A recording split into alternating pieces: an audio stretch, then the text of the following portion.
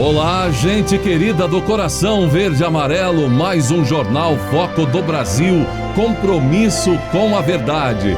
Novamente perguntamos de qual lugar abençoado do Brasil ou do mundo você nos assiste. É muito bom saber, ouvir, conhecer sua opinião, de onde é, o que pensa a respeito das notícias e do nosso Brasil. Portanto, comente, participe do chat ao vivo e ainda veja se o sino de notificações está ativado para receber nossas atualizações diárias. Vamos agora às notícias desta edição. O presidente Jair Bolsonaro participou de um momento especial no Palácio do Planalto nesta quarta-feira, onde aconteceu a recepção aos atletas olímpicos e paralímpicos e medalhistas, nas Olimpíadas do Japão. Como sabemos, o Brasil fechou as Olimpíadas de Tóquio na melhor posição da história no quadro de medalhas. Nós sabemos que uma boa imagem vale mais que 1 milhão de palavras. Que imagem maravilhosa estamos tendo nesse momento. Na linha de frente.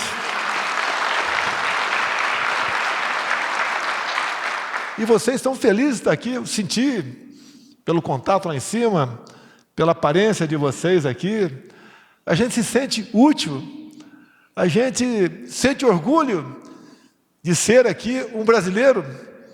É uma satisfação incomensurável. E minha também. Porque a vida se faz de momentos. Mergulhar numa piscina, entrar num campo, pegar um arco, uma flecha, um dardo, é um momento que nos marca e antecede, não semanas e meses, anos de muito trabalho, de muita dedicação. Às vezes a gente pensa que o cara está lá, apareceu na tela da televisão, e tudo começou ali. Não, tudo começou lá atrás. Se não tiver disciplina, se não tiver dedicação, empenho, se não conseguirmos abstrair algo da nossa vida, a gente não consegue o sucesso. Dizer, finalmente, para vocês, cada vez que lá, do outro lado do mundo, entre aquelas 3 bandeiras, subia uma verde e amarela, era uma vibração enorme aqui. Muito obrigado a todos vocês por esses momentos de satisfação e alegria que vocês proporcionaram a todos nós brasileiros. E pode ter certeza, antes de 40, estaremos brigando com a China, se Deus quiser. Fux, o ministro da Corte, vice-presidente do Brasil, vice de Bolsonaro. Pois é, o presidente do Supremo Tribunal Federal, ministro Luiz Fux, já é o vice-presidente da República. Ele ocupa o posto no momento, desde a noite desta terça-feira, dia 5, até a noite de quinta-feira, dia 7. Entenda, a medida ocorre porque o vice-presidente Hamilton Mourão, como sabemos, e também os presidentes da Câmara, Arthur Lira, e do Senado, Rodrigo Pacheco, não estão no Brasil. Como Fux é o próximo na linha sucessória, ele assumiu o posto de vice de Jair Bolsonaro. Mourão saiu do Brasil no dia 26 de setembro, uma viagem ao Egito, Dubai, Grécia. Já Lira e Pacheco viajaram para a Itália, onde irão participar de reuniões preparatórias para a Conferência das Nações Unidas sobre Mudança Climática de 2021. E nesta quarta-feira, a Corte analisaria se o presidente Bolsonaro poderia ou não prestar depoimento no inquérito que apura supostamente interferência na Polícia Federal. Gente, aquele que começou com o Sérgio Moro, quando saiu do governo do jeito que saiu, acusando, atirando no presidente, No entanto, durante o dia, esta quarta-feira, o presidente Jair Bolsonaro informou ao Supremo Tribunal Federal que pretende depor presencialmente. E no inquérito, então, mudando a intenção que levou a pedir permissão da Justiça para se manifestar por escrito. Com isso, a Corte adiou novamente o julgamento que definiria se Bolsonaro poderia ou não prestar depoimento por escrito nesse caso. O presidente do STF, ministro Luiz Fux, chegou a colocar o tema em pauta. Logo em seguida, o atual relator do inquérito, ministro Alexandre de Moraes, informou a nova posição do presidente Jair Bolsonaro e informou que, com isso, terá de avaliar se o recurso da AGU contra o depoimento presencial ainda pode ser julgado. Olha, é preciso descobrir em que lugar os institutos estão indo fazer pesquisas ou quem está sendo entrevistado. Você, por um acaso, já foi entrevistado alguma vez por algum instituto? Porque agora saiu mais uma pesquisa com um resultado hilário, apontando Lula, segundo os entrevistados, a pesquisa quer dizer os brasileiros, apontando Lula como favorito no combate à corrupção no Brasil. Isso mesmo. Uma pesquisa diz que para combater a corrupção no Brasil, Lula foi o favorito dos entrevistados. Resta a gente saber que entrevistados, onde estavam tais entrevistados. Bem, a pesquisa realizada pela Quest Consultoria, por encomenda da Genial Investimentos, mostrou que o ex-presidente Lula ficou preso, também é conhecido como ex-presidiário, por ter ficado preso por mais de um ano e 5 meses, após ser condenado pela Lava Jato, seria o melhor candidato para combater na política brasileira a corrupção. Para 28% dos entrevistados, Lula é o nome ideal para acabar com a corrupção no país. Na visão dos entrevistados, ele também é o nome mais capacitado para solucionar problemas de criminalidade e da segurança pública. Pois é, gente. Que pesquisa curiosa, não é? O que achou? Deve ser mesmo nos moldes também daquelas que colocam o petista à frente com ampla margem nas eleições de 2022. Aliás, o ex-ministro da Casa Civil, José Dirceu, já iniciou, inclusive, os trabalhos em prol da candidatura de Lula à presidência. Da mesma forma que liderou negociações do governo petista no primeiro mandato de Lula, teve ali, inclusive, o problema do mensalão, Dirceu está articulando agora palanques para Lula em 2022. E uma das ideias é que do petista é que a data oficial final da CPI não represente o fim da comissão ou da CPI ou do assunto. Eles, não é? Ou propriamente Zé Dirceu, quer tirar proveito e ampliar o eco do relatório de Renan Calheiros na comissão para fazer política por um bom tempo, evidentemente, contra Bolsonaro. Após cerca de 3 meses de espera, a sabatina de André Mendonça para assumir uma vaga no Supremo pode enfim acontecer. Circula a notícia de que o presidente da Comissão de Constituição e Justiça do Senado, Davi Alcolumbre, teria sido vencido e sinalizou ao presidente da Casa, Rodrigo Pacheco, que uma data está próxima. Ex-advogado-geral da União, Mendonça foi indicado ainda em 12 de julho pelo presidente Jair Bolsonaro para ocupar a vaga deixada pelo ministro Marco Aurélio de Mello. Mas desde então seu nome não passou ainda pelo primeiro passo para ingressar na corte no Senado, já que não teve sua sabatina marcada ou feita. A sabatina estaria agora então propensa a acontecer entre os dias 18 e 22 de outubro. Falando para uma plateia cristã, a ministra da Mulher, da Família e dos Direitos Humanos, Damares Alves, afirmou que o atual governo vai ficar muito tempo no poder. Nós estamos lutando e não vamos permitir que a nossa fé seja ridicularizada e que nós tenhamos impedimento na nossa liberdade de fé.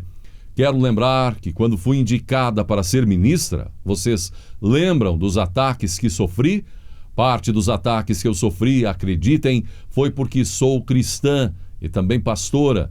Mas o recado está dado, é melhor ir se acostumando, porque nós vamos ficar muito tempo no poder, disse a ministra. Damares participou do simpósio Cidadania Cristã, organizado pela Confederação dos Conselhos de Pastores do Brasil, não é? Como sabemos, o evento recebeu, inclusive, o presidente Jair Bolsonaro, políticos, ministros de Estado e lideranças religiosas. Está aí a afirmação de Damares, que continua animada e disposta a cumprir a sua missão no ministério. O colunista Léo Dias publicou uma notícia que deixou os admiradores do comunicador Silvio Santos preocupados. Segundo ele, o SBT vive dias preocupantes, estranhos, pois Silvio Santos estaria completamente isolado em casa e teria deixado de participar ativamente das decisões da emissora. Seus funcionários de confiança estão preocupados com o verdadeiro sumiço do dono do SBT, que decidiu se isolar e ficar incomunicável. Desde que contraiu Covid-19 em agosto, Silvio, segundo o colunista, entrou numa tristeza profunda. Há quem diga que ele está com depressão. Segundo Léo Dias ainda, um dos maiores medos do dono do SBT é a morte.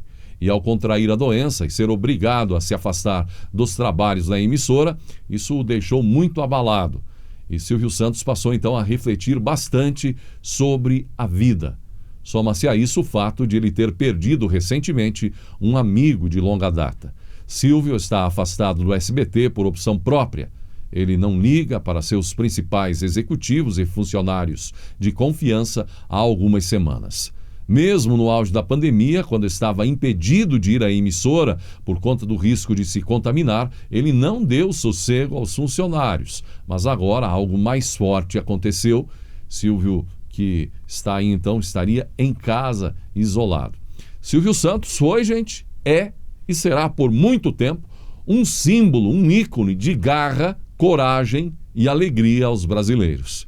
Esperamos que ele se recomponha, ou quem sabe que isso seja mesmo sua opção por conta da idade. Viver uma vida mais restrita em ambiente caseiro, não é? Que nessa altura é de fato tudo o que importa. E deixar que suas filhas e colaboradores cuidem do resto. O senador Oriovisto Guimarães, do Paraná, está propondo que o segundo turno das eleições para o Poder Executivo passe a ter 3 candidatos em vez de 2. A proposta de emenda à Constituição, de autoria do parlamentar, tramita na Casa desde meados de setembro. Caso seja aprovado, o texto será aplicado para as disputas em cidades com mais de 200 mil habitantes, dos governos estaduais e da Presidência da República.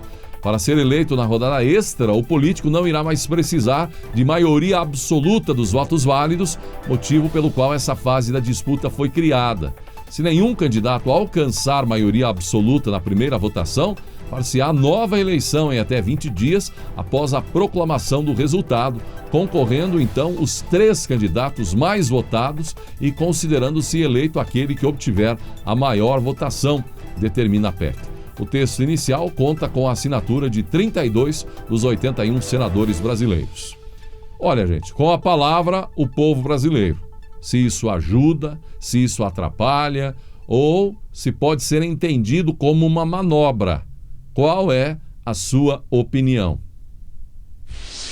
Vimos que o relator da CPI da Covid, Renan Calheiros, deu a ideia e, por sua ideia, será feito, inclusive, um cemitério para homenagear os mortos por Covid-19 no Brasil. O Senado aprovou a ideia de Renan Calheiros e assim parece que vão botar 27 lápides representando as unidades da federação dentro ali do espelho d'água do Congresso. Até o momento não se sabe o custo, mas como sabemos, quando se trata de gastar dinheiro do povo, políticos não brincam em serviço, a menos que algum ligado, por exemplo, à esquerda, resolva fazer política e implemente a ideia de graça. Claro que poucos têm alguma dúvida de que o cemitério, na verdade, é menos para homenagear alguém e mais para politizar o tema. Deveriam fazer, inclusive, isso aí tudo na cor vermelha, não é? Para lembrar onde a tristeza começou e os mistérios que até hoje pairam na origem da Covid-19. E por falar em CPI, Paulo Roberto Rebelo Filho, diretor-presidente da Agência Nacional de Saúde Suplementar, ANS, foi ouvido nesta quarta-feira, dia 6, pela Comissão Parlamentar de Inquérito da Covid-19. Vinculada ao Ministério da Saúde, a ANS é responsável por fiscalizar a atuação de operadoras de plano de saúde e aplicar penalidades a essas empresas. Os senadores da CPI questionaram sobre a rede hospitalar Prevent Senior por conta do tratamento dado contra a Covid-19 na rede. Muito bem, chegamos ao final desta edição do Jornal Foco do Brasil. Gratidão pela atenção e que Deus abençoe a você e a sua família.